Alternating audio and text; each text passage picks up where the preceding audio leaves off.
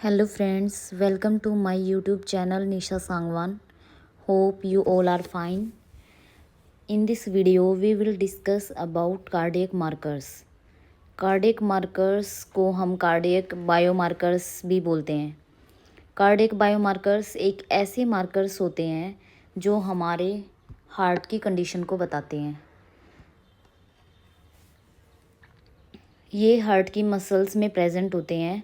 तो जब भी कभी हार्ट की मसल डैमेज होती है या हार्ट को कोई भी इंजरी होती है तो ये बायोमार्कर्स हार्ट की मसल से निकलकर हमारे ब्लड स्ट्रीम में आ जाते हैं। तो अगर किसी पर्सन को चेस्ट पेन है या उसको हार्ट अटैक आता है तो वह कब आया था और कितना डैमेज हुआ है हार्ट में, ये सब हमें कार्डियक बायोमार्कर्स से पता चल सकता है, क्योंकि ये मार्कर्स हमारे हार्ट में प्रेजेंट होते हैं। Now characteristic of cardiac markers means कि आइडियल जो कार्डियक मार्कर्स हैं वो कैसे होने चाहिए। सबसे पहले कि ये कार्डियक स्पेसिफिक होने चाहिए, मीन्स कार्डियक मसल्स में ही प्रेजेंट होने चाहिए, तभी हमें पता चल सकता है कि हमारे हार्ट को क्या डैमेज हुआ है, हार्ट में क्या एबनॉर्मेलिटी हुई है। सेकंड, इजी टू मेज़र, ऐसे होने चाहिए कि जिनको हम आसानी से मेजर कर सकें। Third is absent in blood normally, क्योंकि ये बायोमार्कर्स अगर हमारे ब्लड में पहले से ही प्रेजेंट होंगे तो हम पता ही नहीं लगा पाएंगे। और नॉट एक्सपेंसिव, कि ये एक्सपेंसिव भी नहीं होना चाहिए। और release rapidly after myocardial injury, ताकि हम जल्दी से पता लगा सकें कि ट्रीटमेंट कि हमें क्या ट्रीटमेंट करना है। तो इसी वजह से ये क्या है, इनके आइडियल कैरेक्टरिस्टिक्स हैं कि कार्डियक मार्कर्स कैसे होने चाहिए। तो ये हैं कुछ cardiac markers. First is myoglobin, second troponin, CKMB, AST, LDH और एंटी प्रो PNB। अब हम इन सभी मार्कर्स को इस लेक्चर में डिस्कस करेंगे। First, myoglobin. मायोग्लोबिन क्या है? ये एक प्रोटीन होता है जो हमारे हार्ट और स्केलेटल मसल्स में प्रेजेंट होता है। इसका फंक्शन क्या होता है कि जब हार्ट की मसल्स की कॉन्ट्रैक्शन के टाइम पे ये हमारी हार्ट की जो मसल्स होती हैं उनको ऑक्सीजन प्रोवाइड करता है। तो जब भी हमारी मसल्स में कोई भी इंजरी होगी, चाहे वो हार्ट की मसल्स हों या स्केलेटल मसल्स हों, ये मायोग्लोबिन मसल से निकल के कहाँ पे आ जाएगा? हमारी ब्लड स्ट्रीम में आ जाएगा।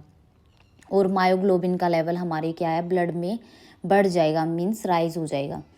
कार्डियक मसल्स में इंजरी होने के 30 मिनट के अंदर ही जो मायोग्लोबिन है वो हमारी हार्ट की जो मसल्स हैं वहाँ से निकल के, या स्केलेटल मसल्स हैं वहाँ से निकल के ब्लड में आ जाता है।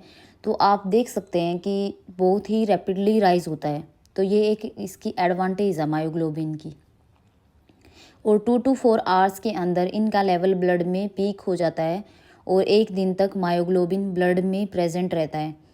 तो ये एक सेंसिटिव मार्कर है, लेकिन नॉन स्पेसिफिक मार्कर भी है, क्योंकि हमने पढ़ा था कि जो मायोग्लोबिन है वो हमारी हार्ट की मसल्स में तो प्रेजेंट होता ही है, साथ में हमारी स्केलेटल मसल्स में भी प्रेजेंट होता है। तो अगर मायोग्लोबिन का लेवल हमें बढ़ा हुआ मिला है तो ज़रूरी नहीं है कि पेशेंट को हार्ट अटैक ही हुआ है, क्योंकि मायोग्लोबिन हमने पढ़ा कि स्केलेटल मसल्स में भी होता है। तो ज़रूरी नहीं है कि अगर मायोग्लोबिन रिलीज़ हुआ है तो वो हार्ट की कंडीशन की वजह से हुआ है, हार्ट की कोई इंजरी की वजह से हुआ है। वो स्केलेटल मसल्स की इंजरी की वजह से भी हो सकता है उसका लेवल एलिवेटेड, क्योंकि हमने पढ़ा था कि मायोग्लोबिन हमारी स्केलेटल मसल्स में भी प्रेजेंट होता है। उसके बाद तो ये है myoglobin. Second is troponin. Troponin भी एक टाइप का प्रोटीन होता है जो हमारी हार्ट की मसल्स में भी प्रेजेंट होता है और हमारी स्केलेटल मसल्स में भी प्रेजेंट होता है। जो ट्रोपोनिन है उनके 3 पार्ट होते हैं, या टाइप बोल सकते हो, troponin C, troponin I, troponin T। जो ट्रोपोनिन C होता है वो कार्डियक और स्केलेटल मसल्स में प्रेजेंट होता है, लेकिन जो ट्रोपोनिन I और जो ट्रोपोनिन T होता है वो हमारी हार्ट की मसल्स में ही प्रेजेंट होता है बस। इनको हम कार्डियक ट्रोपोनिन के नाम से भी बोलते हैं। किनको? ट्रोपोनिन I और ट्रोपोनिन I और ट्रोपोनिन T को हम कार्डियक ट्रोपोनिन भी बोलते हैं।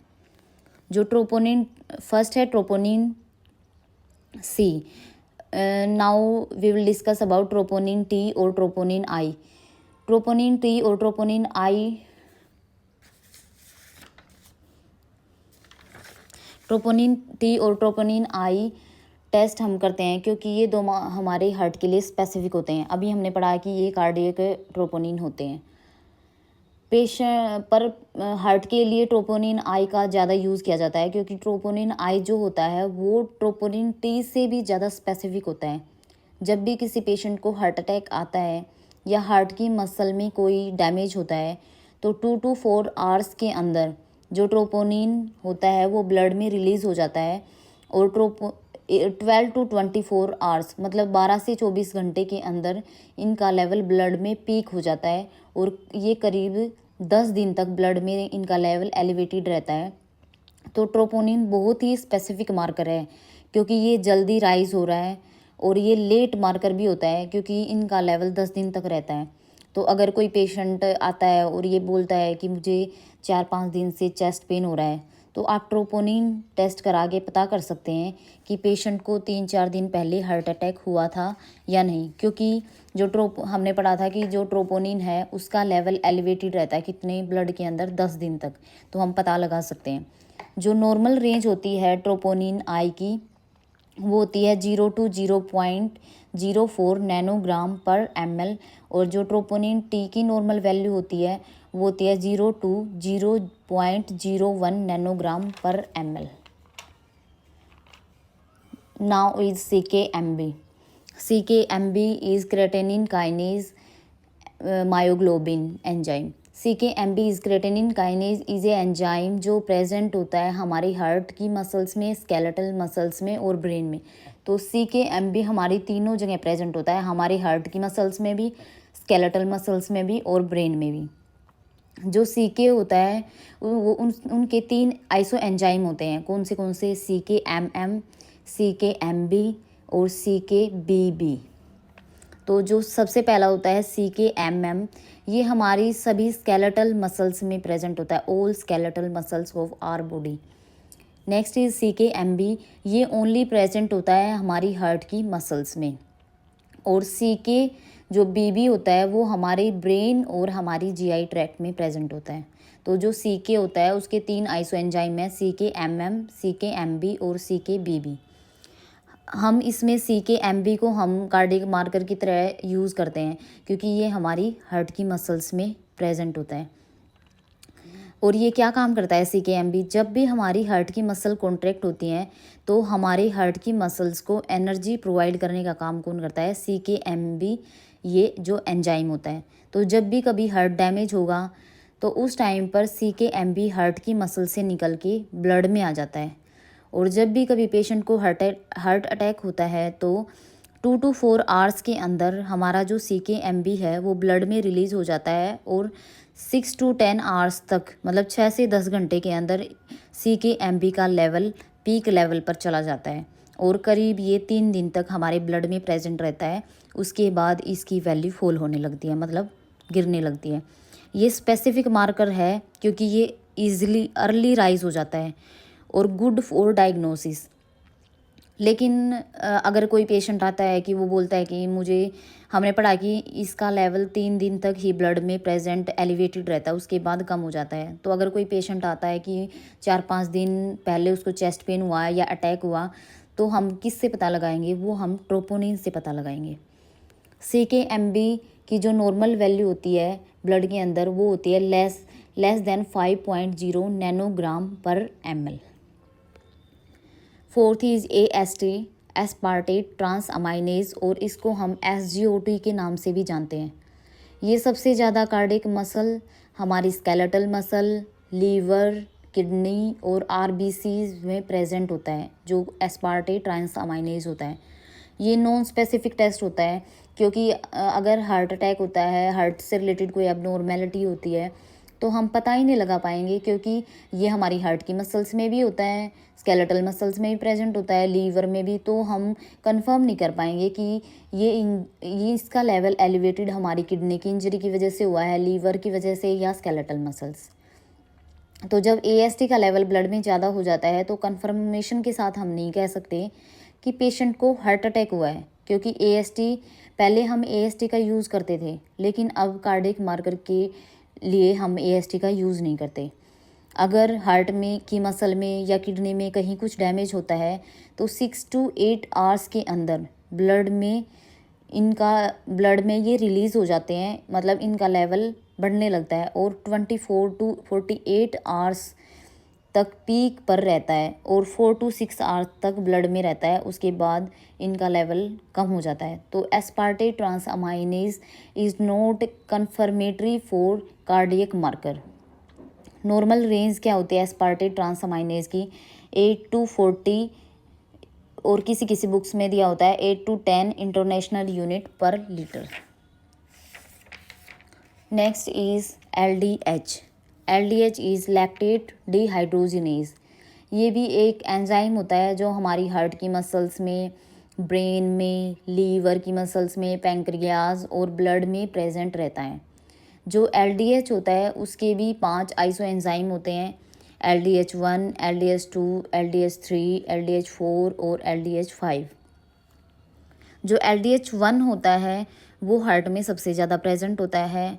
LDH2 होता है वो ब्लड में सबसे ज़्यादा प्रेजेंट होता है। तो नॉर्मली जो LDH2 है वो हाइयर होता है then LDH1। But in acute MI अगर किसी को मायोकार्डियल इन्फेक्शन होता है, मीन्स हमारे हार्ट की जो मायोकार्डियम लेयर है उस तक ब्लड नहीं पहुंचता, उसकी वजह से हमारी हार्ट की कॉन्ट्रैक्टिबिलिटी पावर के ऊपर इफेक्ट होता है, इस्कीमिया हो जाता है। तो उस केस में हमारा जो LDH1, क्योंकि हमने पढ़ा था कि LDH1 सबसे ज़्यादा हमारे हार्ट में प्रेजेंट होता है, तो LDH1 का लेवल MI में एलिवेट हो जाता है ओवर LDH2, क्योंकि हमने पढ़ा कि नॉर्मली ब्लड में LDH2 का लेवल ज़्यादा होता है।